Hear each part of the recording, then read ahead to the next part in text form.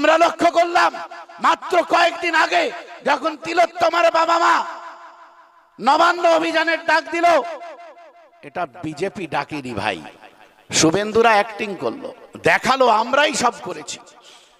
আসলে তিলোত্তমার বাবা মার ডাকে সমস্ত রাজনৈতিক দলকে তিলোত্তমার বাবা মা চিঠি দিয়েছিল, আপনারা সত্যটা জেনে রাখুন। আইএসএফ কেও চিঠি দিয়েছিল।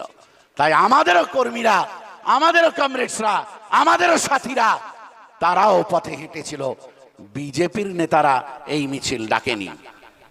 এই নির্লজ্জ সরকার, এই বেহায়া সরকার সেদিন তিলোত্তমার মাকে, মানে মেয়ের প্রতি যে অন্যায় হয়েছে তার বিচার চাইতে মা পথে নেমেছে, আর এই সরকার তাকেও হেনস্থা করতে ছাড়ে না। আমাদের প্রতিবেশী তামান্না, ছোট্ট মেয়ে তামান্না, আমি বলছি না, আমি বিচার বিশ্লেষণ করতে যাচ্ছি না যে তামান্নার মৃত্যুর জন্য অমুক পার্টি দায়ী তমুক পার্টি দায়ী, কিন্তু তুমি তো শাসন ক্ষমতায় রয়েছ মমতা ব্যানার্জি, আর তোমারই পার্টির মিছিল থেকে কিন্তু তামান্নার উদ্দেশ্যে বোমাটা মারা হয়েছিল, তাই রেসপন্সিবিলিটি তোমাকেই নিতে হবে। আপনার আমার মায়ের ইজ্জতের দাম, আপনার আমার বোনের ইজ্জতের দাম মমতা ব্যানার্জির কাছে 2011-12 সালে ছিল 30,000 টাকা, আর এখন সেটা না হলে বেড়ে হয়েছে 8-10 লাখ টাকা। আমার বাড়ির কাছেই তিলোত্তমার বাড়ি, নদীর এপার ওপার, গঙ্গা নদীর ওপারে আমি থাকি, গঙ্গা নদীর এপারে তিলোত্তমার বাড়ি। তিলোত্তমার বাবা মার কাছে টাকার হিসেব নিয়ে মমতা ব্যানার্জি দূত পাঠিয়েছিলেন।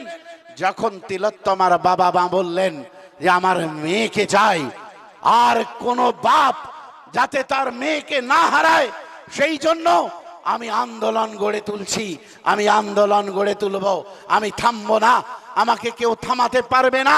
তিলোত্তমার বাবা মা এই যে আওয়াজ তুলেছিল, মমতা ব্যানার্জি হেরে গেল, পারলেন না তাকে কোনো টাকা দিয়ে কিনতে। তারপরে মমতা ব্যানার্জির প্রভু আরএসএস তারা চেষ্টা চালালো তিলোত্তমার বাবা মাকে টাকা দিয়ে শান্ত করার জন্য, কিন্তু তিলোত্তমার বাবা মা তাতেও শান্ত হয়নি। আমরা লক্ষ্য করলাম মাত্র কয়েকদিন আগে যখন তিলোত্তমার বাবা মা নবান্ন অভিযানের ডাক দিল, এটা বিজেপি ডাকেনি ভাই, শুভেন্দুরা অ্যাক্টিং করলো, দেখালো আমরাই সব করেছি। আসলে তিলোত্তমার বাবা মার ডাকে সমস্ত রাজনৈতিক দলকে তিলোত্তমার বাবা মা চিঠি দিয়েছিল, আপনারা সত্যটা জেনে রাখুন। আজকে দেখুন একেবারে ওপরে আমরা যে দাবিটা রেখেছি, তামান্না এবং তিলোত্তমার খুনি যারা, তাদের শাস্তির দাবিতে।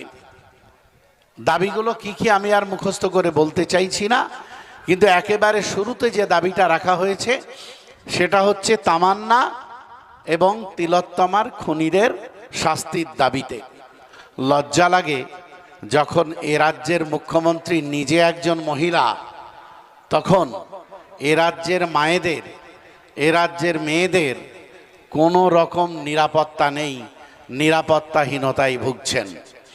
মমতা বন্দ্যোপাধ্যায় তিলোত্তমার ঘটনা ঘটার পরে মমতা বন্দ্যোপাধ্যায় বলেছিলেন যে আর একজন নারীও বাংলার বুকে আক্রান্ত হবে না। আসলে মনে আছে আপনাদের, মমতা বন্দ্যোপাধ্যায় যখন ক্ষমতায় এসেছিলেন সেই সময় একটা ঘটনা ঘটেছিল, এক বিদেশিনীকে পার্ক স্ট্রিটে ধর্ষণ করা হয়েছিল, মনে আছে তো আপনাদের? পার্ক স্ট্রিটে এক বিদেশিনীকে ধর্ষণ করেছিলেন। বসিরহাটে মমতা ব্যানার্জির স্নেহধন্যা এমপি, বসিরহাটের এমপি ছিলেন মনে আছে নুসরাত জাহান, সেই নুসরাত জাহানের বয়ফ্রেন্ড কাদের সেই ঘটনার সঙ্গে যুক্ত ছিল। মমতা ব্যানার্জি বিধানসভায় স্টেটমেন্ট দিচ্ছেন। আমি তৃণমূলের ভাইদের বলবো যে ভাবো, এটা শুধু ওই বিদেশিনী মহিলাকে অপমান করা নয়, তোমার আমার মা বোন যারা আছে সবাইকে অপমান করা। মমতা ব্যানার্জি স্টেটমেন্ট দিলেন যে ছোট ছোট ছেলেরা ভুল করে ফেলেছে, এত চেঁচামেচির কি আছে, সুতরাং আমি না হলে 30,000 টাকা ক্ষতিপূরণ দিয়ে দেব। আপনার আমার মায়ের ইজ্জতের দাম, আপনার আমার বোনের ইজ্জতের দাম মমতা ব্যানার্জির কাছে 2011-12 সালে ছিল 30,000 টাকা, আর এখন সেটা না হলে বেড়ে হয়েছে 8-10 লাখ টাকা। তাই তিলোত্তমার মা বাবার কাছে, আমার বাড়ির কাছেই তিলোত্তমার বাড়ি, নদীর এপার ওপার, গঙ্গা নদীর ওপারে আমি থাকি, গঙ্গা নদীর এপারে তিলোত্তমার বাড়ি। তিলোত্তমার বাবা মার কাছে টাকার হিসেব নিয়ে মমতা ব্যানার্জি দূত পাঠিয়েছিলেন। যখন তিলোত্তমার বাবা মা বললেন যে আমার মেয়েকে চাই, আর কোনো বাপ যাতে তার মেয়েকে না হারায়, সেই জন্য আমি আন্দোলন গড়ে তুলছি, আমি আন্দোলন গড়ে তুলব, আমি থামবো না, আমাকে কেউ থামাতে পারবে না। তিলোত্তমার বাবা মা এই যে আওয়াজ তুলেছিল, মমতা ব্যানার্জি হেরে গেল, পারলেন না তাকে কোনো টাকা দিয়ে কিনতে। তারপরে মমতা ব্যানার্জির প্রভু আরএসএস তারা চেষ্টা চালালো তিলোত্তমার বাবা মাকে টাকা দিয়ে শান্ত করার জন্য, কিন্তু তিলোত্তমার বাবা মা তাতেও শান্ত হয়নি। আমরা লক্ষ্য করলাম মাত্র কয়েকদিন আগে যখন তিলোত্তমার বাবা মা নবান্ন অভিযানের ডাক দিল, এটা বিজেপি ডাকেনি ভাই, শুভেন্দুরা অ্যাক্টিং করলো, দেখালো আমরাই সব করেছি। আসলে তিলোত্তমার বাবা মার ডাকে সমস্ত রাজনৈতিক দলকে তিলোত্তমার বাবা মা চিঠি দিয়েছিল, আপনারা সত্যটা জেনে রাখুন, আইএসএফ কেও চিঠি দিয়েছিল। তাই আমাদেরও কর্মীরা, আমাদেরও কমরেডসরা, আমাদেরও সাথীরা তারাও পথে হেঁটেছিল, বিজেপির নেতারা এই মিছিল ডাকেনি।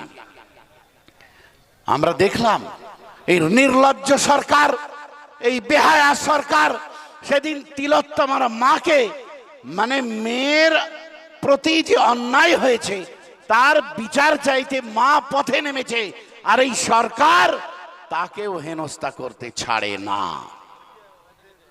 আর আপনাদের প্রতিবেশী তামান্না, ছোট্ট মেয়ে তামান্না, আমি বলছি না, আমি বিচার বিশ্লেষণ করতে যাচ্ছি না যে তামান্নার মৃত্যুর জন্য অমুক পার্টি দায়ী তমুক পার্টি দায়ী, কিন্তু তুমি তো শাসন ক্ষমতায় রয়েছো মমতা ব্যানার্জি, আর তোমারই পার্টির মিছিল থেকে কিন্তু তামান্নার উদ্দেশ্যে বোমাটা মারা হয়েছিল, তাই রেসপন্সিবিলিটি তোমাকেই নিতে হবে।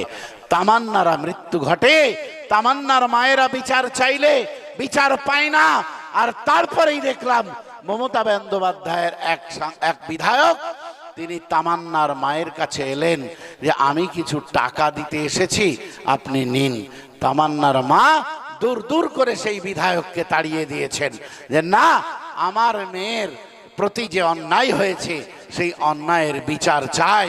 তাই তিলোত্তমা থেকে তামান্না গর্জে উঠেছে বাংলার মায়েরা, তিলোত্তমার মা থেকে তামান্নার মা গর্জন করে উঠেছে বাংলার মায়েরা। আর এই গর্জনের সঙ্গে যদি আমরা গলা না মেলাই, তাহলে ইতিহাস কিন্তু আমাদের ক্ষমা করবে না। তাই আমাদের এই তামান্না থেকে শুরু করে তিলোত্তমা, তিলোত্তমা থেকে শুরু করে তামান্না, এই মাঝে যত মা বোনের ওপর অত্যাচার হয়েছে সমস্ত অত্যাচারের হিসেব নিতে হবে। আর এই হিসেব নিতে এসেছে ইন্ডিয়ান সেকুলার ফ্রন্ট। আমরা ক্ষমতা দখলের রাজনীতি করতে আসিনি। ক্ষমতা মানুষ আমাদের হাতে দিলে নিশ্চয়ই আমরা প্রয়োগ করব, নিশ্চয়ই আমরা সেই অন্যায়ের প্রতিকারগুলো করব, কিন্তু এই সমাজটাকে বদলানোর রাজনীতি আমরা করতে এসেছি। আর আপনারা যারা আইএসএফ এর এই প্রথম অভিযানে, এই পালসান্ডার বুকে, এই পলাশিপাড়ার বুকে যারা প্রথম আপনারা সাথ দিচ্ছেন, তারা আসলে পরিবর্তনের সাক্ষী।